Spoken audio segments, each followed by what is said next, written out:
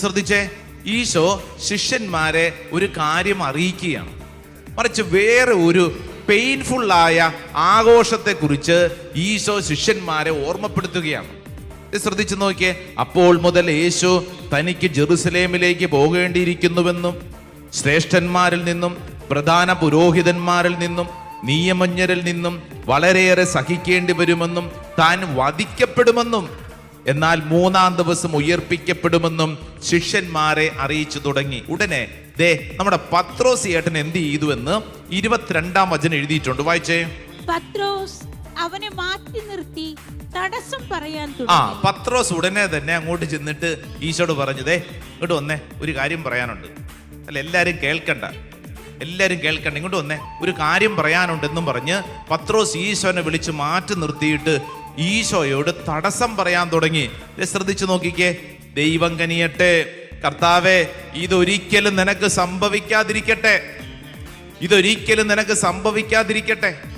എന്ന് പറഞ്ഞാൽ ഇതിനെക്കുറിച്ച് പറഞ്ഞുകൊണ്ടിരിക്കുമ്പോൾ ഈ പത്രോസിന്റെ ഉള്ളിൽ വന്ന ചിത്രങ്ങൾ മുഴുവൻ ഇതിന് വിരുദ്ധം. ഇതൊന്നും സംഭവിക്കാതിരിക്കട്ടെ. ഉടനെ തന്നെ ഈശോ എങ്ങനെയാണ് ഈ പത്രോസിനെ ഹാൻഡിൽ ചെയ്തതെന്ന് ശ്രദ്ധിച്ചു നോക്കിക്കേ. തൊട്ടടുത്ത വചനം ശ്രദ്ധിച്ചേ, 23-ാം തിരുവചനം. യേശു തിരിഞ്ഞ് പത്രോസിനോട് പറഞ്ഞു, സാത്താനെ എന്റെ മുമ്പിൽ നിന്ന് പോകൂ, നീ എനിക്ക് പ്രതിബന്ധമാണ്. നിന്റെ ചിന്ത ദൈവികമല്ല, മാനുഷികമാണ്. ഹല്ലേലൂയ. ഈശോ പത്രോസിനെ എന്താണ് ഓമന പേരിട്ട് വിളിച്ചത്? സാത്താൻ എന്നാ വിളിച്ചത്. എടാ പിശാച് എന്നാണ് വിളിച്ചത്. അങ്ങനെ പത്രോസിനെ വിളിക്കാനുള്ള കാരണം പത്രോസ് എന്ത് തെറ്റ് ചെയ്തിട്ടാണ്? പത്രോസ് എന്ത് പ്രവൃത്തി ചെയ്തിട്ടാണ് ഈശോ പത്രോസിനെ സാത്താനെ എന്ന് വിളിച്ചത്? ഒറ്റ കാര്യമേ ഉള്ളൂ. പത്രോസ് സഹനത്തിനെതിര് നിന്നു, കുരിശിനെതിര് നിന്നു. എൻ്റെ പ്രിയപ്പെട്ട സഹോദരങ്ങളെ, സഹനങ്ങൾക്കെതിരെ നിൽക്കുമ്പോൾ വിശുദ്ധ ഗ്രന്ഥം അവരെ വിളിക്കുന്ന ഒരു പേരാണ് ഏത്? സാത്താനെ എന്ന്. ഹല്ലേലൂയ. അതുകൊണ്ടാണ് പൗലോസ്ലീഹ രഹസ്യം നമ്മളോട് പറഞ്ഞത്. ഇതായത് രക്ഷയിലൂടെ ചരിക്കുന്നവർക്ക് മാത്രമേ ഇത് മനസ്സിലാക്കാൻ പറ്റൂ. എല്ലാവർക്കും മനസ്സിലാക്കാൻ പറ്റത്തില്ല. Hallelujah, hallelujah. നാശത്തിലൂടെ ചരിക്കുന്നവർക്ക് ഇത് വെറും ഭോഷത്വം. അതുകൊണ്ടാ പത്രോസ്ലീഹ ഇത് പറഞ്ഞത്. കാരണം അവനെ സംബന്ധിച്ചിടത്തോളം അവന്റെ മുമ്പിൽ ഇതൊന്നും ഇല്ല. ഈശോയെ കുറിച്ച് പത്രോസ്ലീഹ ചിന്തിച്ചു വെച്ചിരിക്കുന്ന ഏതാ? ഉയ്യോ, 5 അപ്പം 10,000 വീതം വെച്ച് കൊടുക്കുന്നു, അല്ലേ? മരിച്ചയാളെ ഉയർപ്പിക്കുന്നു, രോഗസൗഖ്യം നൽകുന്നു. അപ്പൊ ഈ പത്രോസ് ഈശോയുടെ കൂടെ നടക്കുമ്പോൾ കയ്യടി കിട്ടുമ്പോൾ ആർക്കും ഈ കയ്യടി ഗുണകരമാവുന്നുണ്ട്?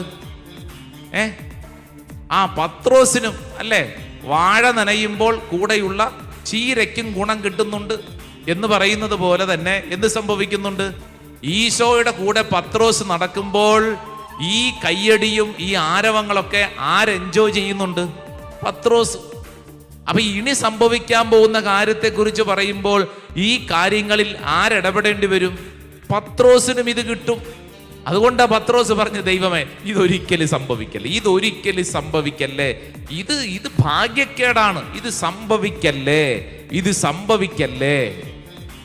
ഈ പത്രോസ് ഉണ്ടല്ലോ, പിന്നീട് ജീവിതത്തിൽ ഈ കുരിശിന്റെ മഹത്വത്തെക്കുറിച്ച് മനസ്സിലാക്കി കഴിഞ്ഞപ്പോൾ ഈ പത്രോസ്ലീഹ പിന്നീട് എഴുതി വെച്ചിരിക്കുന്ന ഒരു വചനമുണ്ട്. നിങ്ങളൊന്ന് ശ്രദ്ധിക്കാവോ? പത്രോസ്ലീഹ തന്റെ 1-ാം ലേഖനം അതിന്റെ 4-ാം അധ്യായം 12ഉം 13ഉം തിരുവചനം ഒന്ന് വായിച്ചാലോ? പ്രിയപ്പെട്ടവരെ, നിങ്ങളെ പരിശോധിക്കാനായി അഗ്നി പരീക്ഷകൾ ഉണ്ടാകുമ്പോൾ അപ്രതീക്ഷിതമായതെന്തോ സംഭവിച്ചാൽ എന്ന പോലെ പരിഭ്രമിക്കരുത്.